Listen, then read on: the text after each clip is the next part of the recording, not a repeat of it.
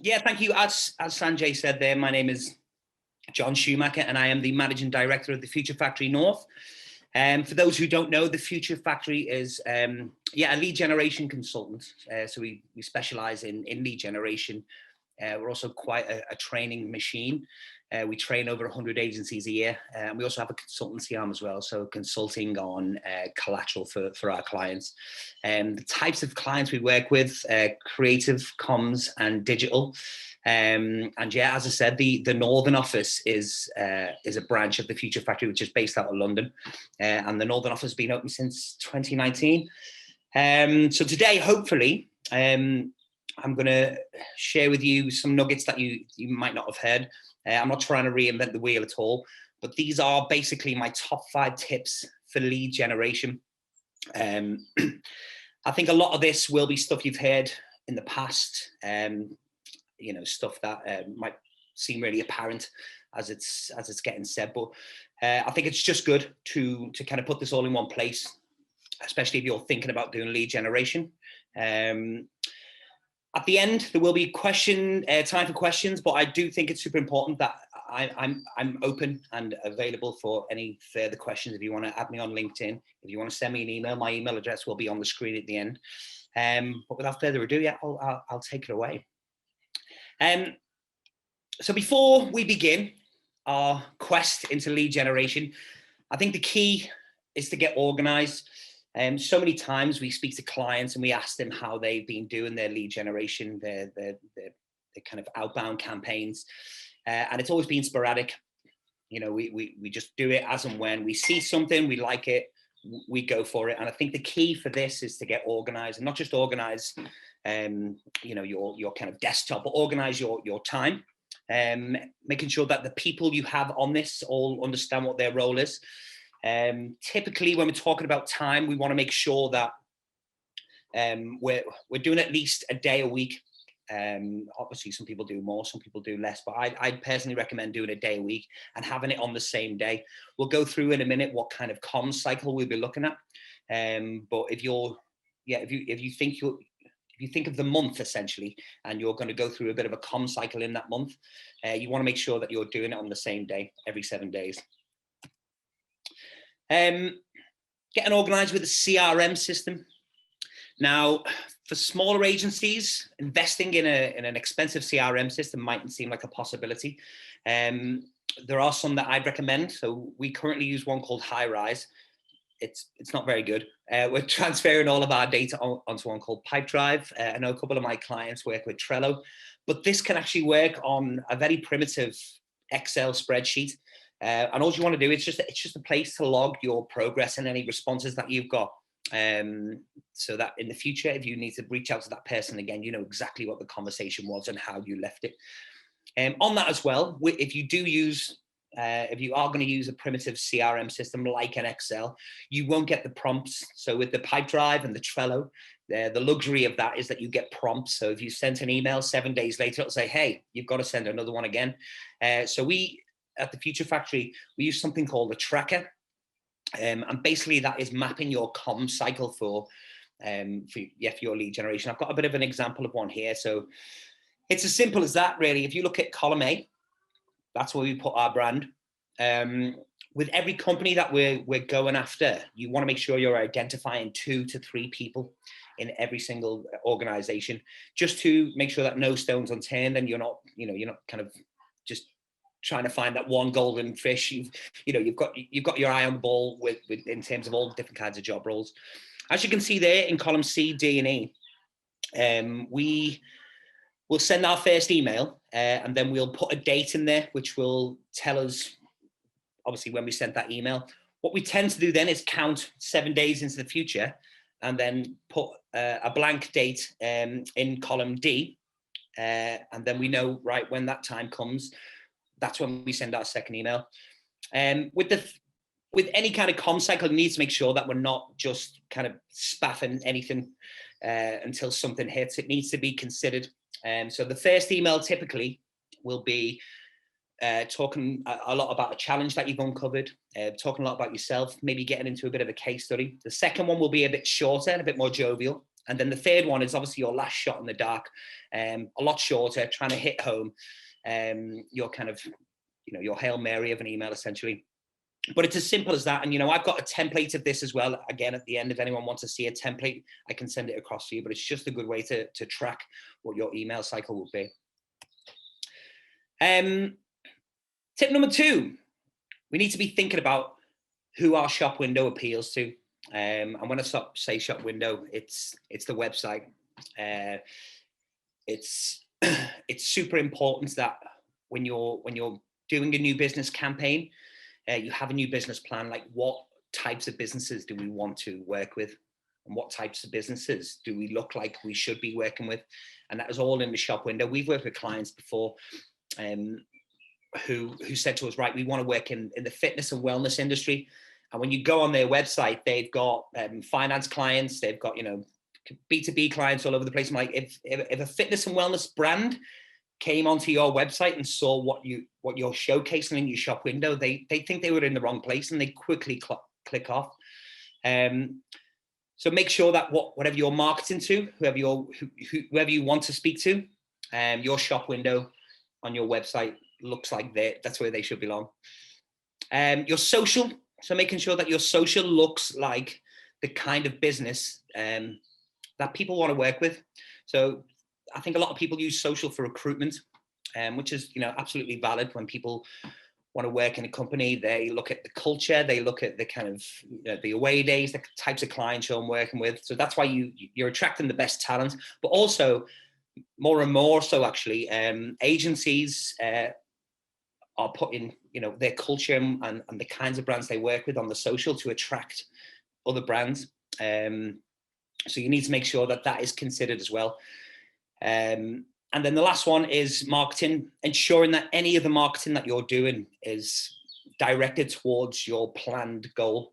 So if you make a plan that you want to win a finance client, you need to make sure that your marketing, anything that you're doing, reflects that you're the type of business who should be working with a marketing with a finance client.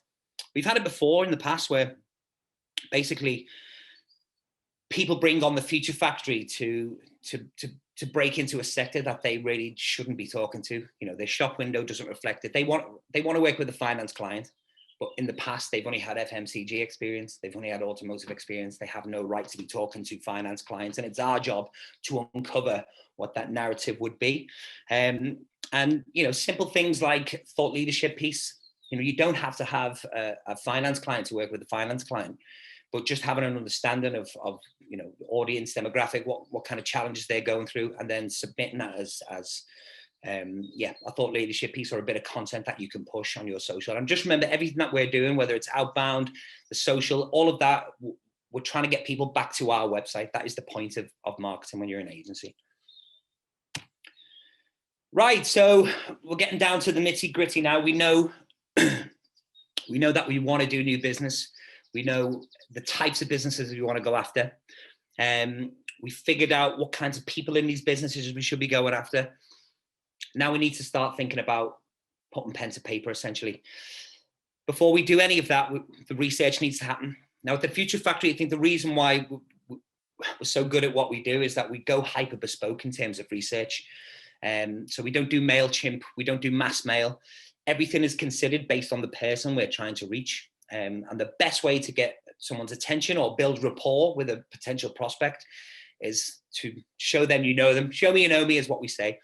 And that doesn't just mean like, I saw this is your job role, I've done my research, but finding out personal things. I mean, it's happened before where I've been on someone's LinkedIn and I saw that we've gone to the same university, and I've drew on that to build rapport. I'd say use LinkedIn. I mean, it is very tempting to stalk someone's Instagram, but you need to be careful with that kind of thing. Just make sure that you're not mentioning, oh, I saw that picture of you on the beach in Benidorm in 2007. I thought you looked really great. Like, you need to stay away from things like that. But yeah, anything on LinkedIn, it's there in a business capacity, so you can use that kind of stuff. Their role as well, so making sure that you understand their role. We've had so much feedback when we've done like insight pieces where people aren't as receptive if you're asking them what their role is. Sometimes it might be difficult to find out, and we'll get to that in a second, but emailing someone or calling someone and say, hi, I think this is your role, or could you tell me what you do, because this is the kind of thing I'm looking for. They're not going to respond to that. So do your research, do your due diligence. There's things on LinkedIn that you can find that might give you clues or hints what their remit is. For instance, endorsements. So have a look at what people have said about them. Their qualifications and achievements are on the LinkedIn page as well. But quite simply, their kind of career experience, how they've crept up the ladder. There's a lot of detail in those old jobs that might hint towards what their role and remit is now. And I think it's best to commit to your feeling, to say, hey, I've looked on your LinkedIn. I see that you do this, and that's why we want to chat. So be bold about it. And then challenges. This is the big one. We don't want to write emails that are generic and could be for anyone. Sorry to fly there. We don't want to write emails that could be generic and could be for anyone. We want to make sure that what we're saying is tailored to a particular person. Also, what we want to be thinking about is what kind of challenges they might be facing. And there's the shortcuts here, the triggers that you can look for. We have a thing in the Future Factory called a Magpie Monday. And basically, on a Monday, everyone in the office, so we've got 2 offices, one in Manchester, which is 10 people, one in London, which is about 40 people now. And everyone gets assigned a different trade press publication each. And what we're doing, we're scouring those trade press publications to look for business hooks, business challenges. It could be a new product. It could be people moves. There's a new CEO or CMO or digital director, and they might want to impose their own stamp on the role. So agency rosters usually get shuffled. Could be newly funded companies, which is quite a good one. And sometimes if you find those articles to say, this business has had a cash injection, it might say in there in the detail what that money is going to go towards, bolstering their digital presence or whatever that might be. Mergers and acquisitions, again, is another good one. All of these are just trigger points. So instead of writing an email and saying, so my agency is called Feltip, right? So I'm Feltip Digital. So rather than writing an email to the prospect and saying, hi, I'm from Feltip, we're really great, look at our work, look at these awards, us, we, you want to flip it on its head and say, hi, I'm from Feltip Digital. I've just read in trade press that this is going to be a challenge of yours. And we solved challenges like that in the past based on case study X, Y, and Z. And all, the proof is in the pudding. You're instantly skipping a few hurdles because that initial chat isn't going to be, right, this is chemistry, this is the first initial chat. It's going to be talking about something tangible in the room, and you'll probably get further up the food chain by going in with a challenge or a point of view. And don't be scared, the point of view or the challenge might be wrong, but I think people appreciate the fact that you've gone out there, you put your balls on the line and you've said, right, I think this is going to be a challenge of yours. Sweet. Right, so tip number 4, putting pen to paper. Before we do any of that, you want to make sure that whoever is going to be talking about your business, they know exactly what the business is. We do a training course called Account Development, and one of the tasks in account development, it's for the whole agency. We go in and we kind of give everyone in the agency, from the directors right through to the tea lady, the skills and the permission to do prospecting off their own bat. And one of the exercises we do is you have to come up with a kind of elevator pitch or proposition for your agency. And to be cruel, we get the director of the agency to judge what everyone's proposition is. And the amount of, the variations on what people think their agency do, where they've worked, for years, it's quite exposing. So ensuring that doesn't happen, you want to make sure that you're putting together a cheat sheet.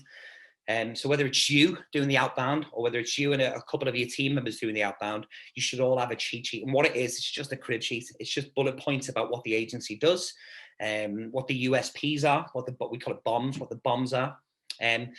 Any kind of nuggets on case studies that you can just use. And it's useful. If you're on a call, we've been talking about email predominantly here because switchboards have been closed for the past 16 months. So we've leaned more towards emails. But if you're talking to someone on the phone and you want to pull out a quick stat out, you just have your cheat sheet on the screen, and you can see in a snapshot all the great things about your business that people will, that will attract people.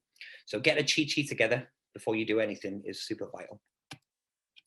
Talking about the length of an email. Again, the amount of times we go into agencies and they show us what they've been sending out in the past, and it's huge. It's like War and Peace, and there's all kinds of images in there, and the text is all over the place. You want to make sure that it's brief and that it's palpable.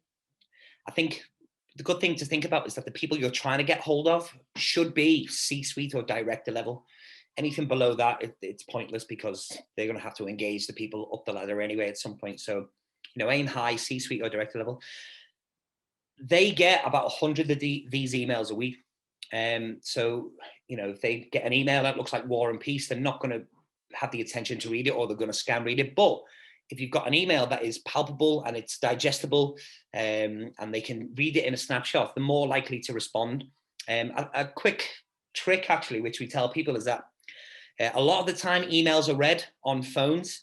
So if you want, you can send an email to yourself, and if it fits in the pane of a phone window without scrolling, you're onto a winner. So that's a good little tip for you there. And then a call to action, again, just making sure you're being totally brutally honest about what you're after here at the end of the email. So you've said all the great things about your agency. You've said, I've read this in trade press, and this is going to be a challenge of yours. And we've solved challenges like this in the past based on case through X, Y, and Z. And then the ask should be specific. What I'm after here is the chance to intro my agency to you. Are you free next Wednesday at 2 p.m.? And I think that ask, that window of opportunity about what you're asking, is super important. If you think about it, if I wrote an email and said, are you free at all for a chat? I mean, that is just an open-ended thing, and people have got to look at their calendars, and it's a lot of work for the prospects to be doing. But if you're specific and say, right, what are you doing at 2 p.m. next Wednesday? They can just quickly look at their calendar, tell you yes or no whether they're free or not. So having a call to action and making sure that that window of opportunity that you're trying to get in on is tight, super specific. Cool. And then the meeting. So yeah, you've figured out the business you want to go after. You've identified 2 or 3 people in that business who might be useful to you. You've written a great email. It's a good size, it's good length. You've got a call to action on there, and they've said yes, they've agreed to meet you. So what happens then in the meeting? Outline the agenda. So a lot of the time when we're arranging meetings, we'll book in a slot for an hour. The amount of times that it doesn't last that long is uncountable. And we've decided that as a rule, what we tell our clients is make sure you outline the agenda, making sure that they still have the time that we've set out, and they still want to talk about the things that we set out, because something might have happened in the time that you've arranged the meeting to the time that the meeting's actually happened, and they might not want to talk about what you've decided they want to talk about. So outline the agenda and outline the timeline you have available to you at the beginning of the meeting. Again, death by PowerPoint. Personally, in that initial conversation, that very first meeting, I would leave the PowerPoints behind. I wouldn't even bother opening my laptop. I know you have to, because everything's on Zoom these days. But you understand what I'm saying. Like, don't open the PowerPoint and just give it death by PowerPoint with a 40-slide show about all the great work you've done. Have a conversation, build rapport. You've done all that legwork. You've had a look at what they're into. You've had a look at the kinds of things they're interacting with on LinkedIn, and what they're sharing, and what their tone of voice is, and what they're about. Use all that information in the room to build rapport, build micro rapport, figure out what their challenges are, what keeps them up at night. And then if time runs out and you've had that whole conversation without showing any of your work, you've got an excuse actually to book in a second chat. I think they say from a cold new business meeting, there's probably 5 touch points before you get briefed. Well, you instantly by booking in another chat, which could be anything from, is there any more people in the business that we have to meet? Could we go away and do some insight for you? Competitor audits. Is there an old brief we could look at just to come and show to you how we would have addressed that brief? Instantly, you've only got 3 more touch points left.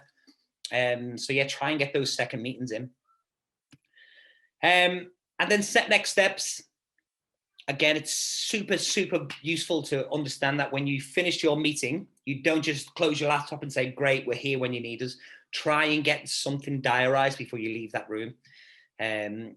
Even if it's, can we have a check-in just to see where we're at in a month's time? It's something you have to keep the door ajar, because then you'll be, that new business mosquito. You'll be emailing once a month, just saying, hey, I'm still here. Can we do something? Hey, I'm still here. But getting something agreed together, diarized. is super valuable. Now, the Future Factory posted something on LinkedIn the other day, and it was top 5 tips on how small agencies should behave. And I've just got them at the end of this slide here. So if you don't mind, I'm going to run through them real quick. So these are my bonus tips. Yeah, as a small agency, you have to be a giver, not a taker. So the companies we work with who do a new business are the ones who aren't precious about giving their time and adding value to the prospect. If the idea of sharing your ideas makes you nervous, and I don't blame you if it does, sharing opinions on the target company, their competitors in the sector as a whole will make you look more likely to impress. So that's the first one, be a giver, not a taker. Take pride in being a David and not a Goliath. So yeah, at the Future Factory, we work with everyone from boutique agencies to massive global networks. And, sometimes it is actually harder for us to sell famous agencies as their public image is so often wrapped up in negative stereotypes about them being slow and expensive and old fashioned. So small creative outfits are very often more agile, more cost effective and more innovative. So don't shy away from embracing the fact that you are a smaller agency and take pride in being a David, not a Goliath. Number 3. So yeah, this applies to the language you use in your business emails. So yeah, try talking about your potential customers the way that you would if you were with your friends and having a pint. So people buy people. So it's best to leave out all that fancy jargon at home and just be yourself. Even when prospecting on behalf of some of the most complex clients, we get the best results by just keeping it simple. We're starting to work with an agency who have a very complex sell. We want to make sure that the language we're saying to a prospect fits our mouths. If there's a fancy word that I'd never say in my own kind of everyday lexicon, I'll cut it out and I'll just find another word to say. So just make sure that you're keeping it simple. Have thick skin. So yeah, I don't think anyone will be annoyed for if you have the fear of being rejected. You're definitely not alone in feeling this way. And I think anytime you don't win a piece of work, it's important to reflect and think about what you could have done better next time. That said, it's worth bearing in mind that often there are circumstances that are out of your control, such as chemistry and how strong the competition was. So don't take things personally and remember that there's plenty more fish in the sea. And number 5, sharing the love. So one of the gripes we hear most often is that new business can feel a lot like, being stranded on a desert island.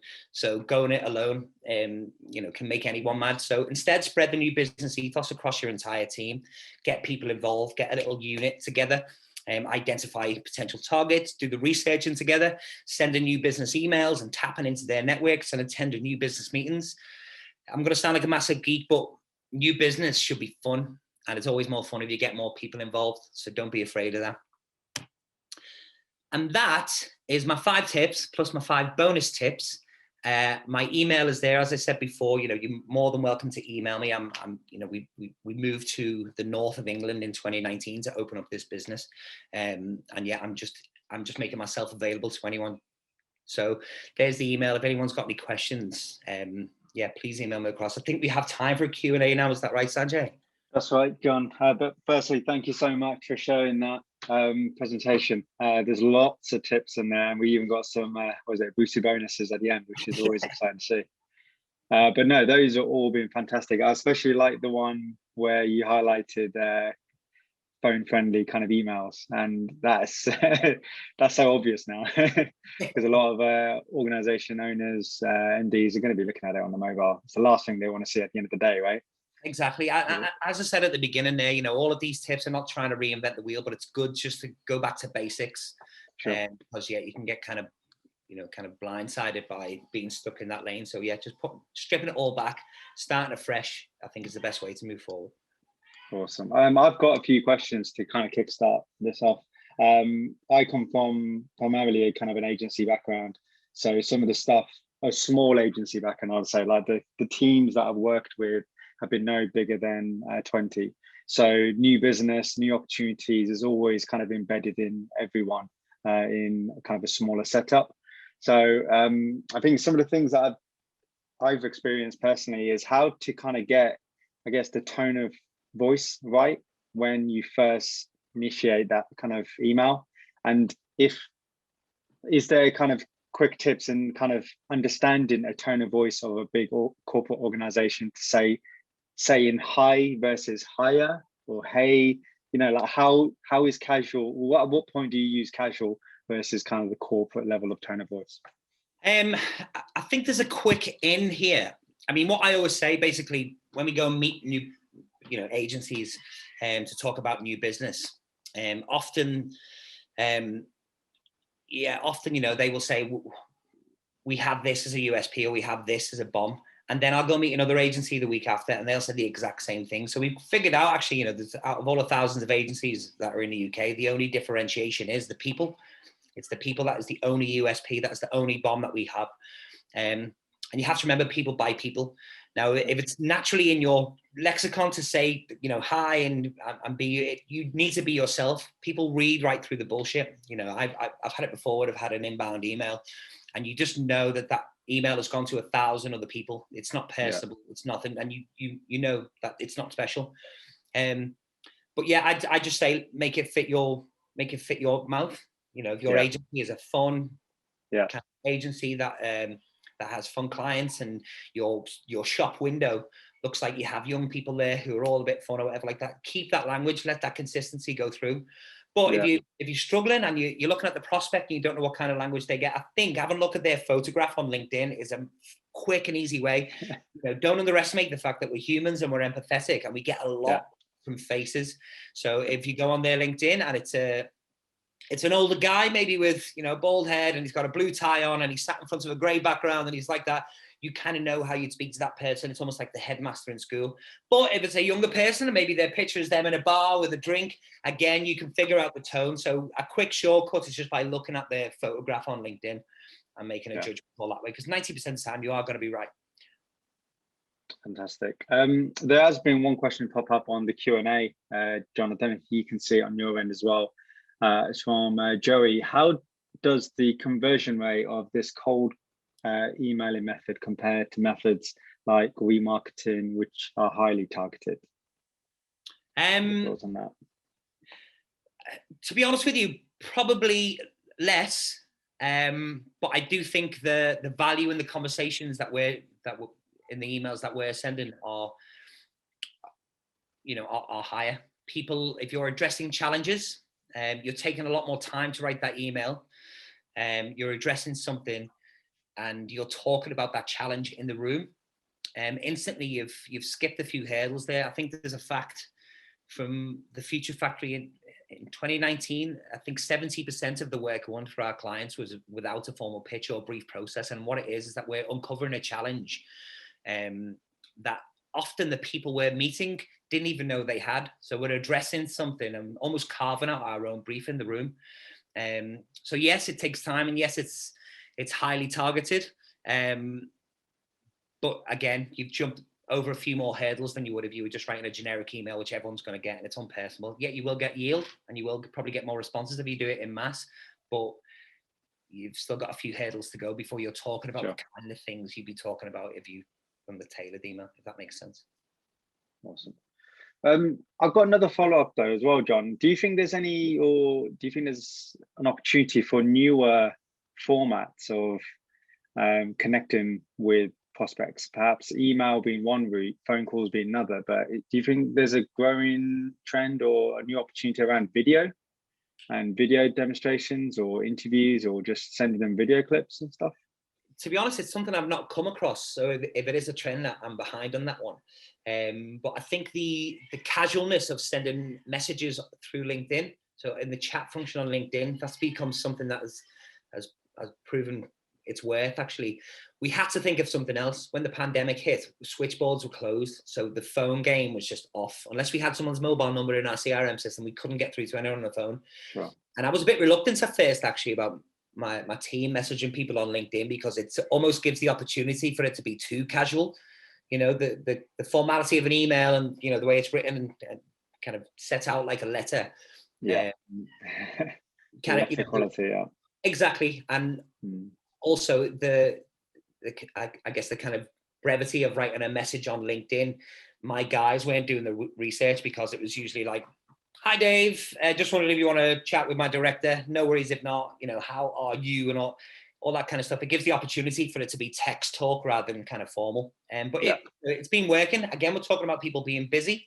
We're talking about directors and C-suite people being on the move and not really having time to stop and read an email. So we found that way has actually worked, where they can get a quick snapshot of the agency on the LinkedIn chat, and then respond with a yes or no. But the video thing I've not come across yet. Someone sent one to me. It was quite interesting, but I've not seen any of my guys or any of the agencies. Yeah, I just wonder whether an experiment to do kind of a video intro to themselves, so you get to see them rather than see them through words, was kind of an opportunity worth tapping into. We have noticed LinkedIn has grown like so much over, I think more so during the pandemic. Why do you think that is? Do you feel like the tips that you're highlighting, that people are a lot more welcoming towards LinkedIn? They see it as a real opportunity to get closer to new prospects a lot quicker, perhaps? What are your thoughts on that?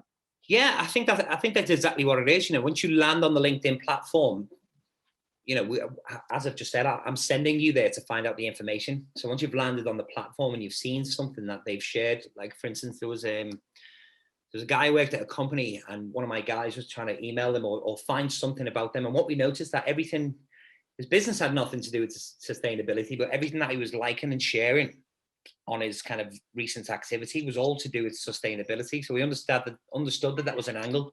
Now, when you see that, and the light bulb kind of twigs in your head, you're there, you're on LinkedIn, you're on that chat. So just dropping a message quickly it's just about brevity essentially, and getting things done quicker rather than getting that information, jotting it down, getting your emails open, crafting an email, all that kind of stuff. So I think, that's what people have seen, because they're already on the site to try and get information. It's just easier just to go message chat. I suppose there's a lower barrier of entry, right, in terms of getting that information. It's all there in black and white, which is because on the email you don't have to say, oh, by the way, I've just been on your LinkedIn. On the LinkedIn chat, you don't have to say that because you're there. So fantastic. John, I think that concludes the Q&A. Again, I just want to say thank you for presenting those top tips. It's been really, really useful. Oh, I appreciate that. No worries at all. And I just want to reiterate as well, my email's on screen. Add me on LinkedIn if you have any questions about any of this. I'm just scratching the surface a little bit here. I'm more than happy to answer anything, or have a call with you, or if anyone's based in Manchester, which I'm sure you're not, because it's Create Leicester, but if anyone's ever in, come and grab me for a coffee and we can talk through it all.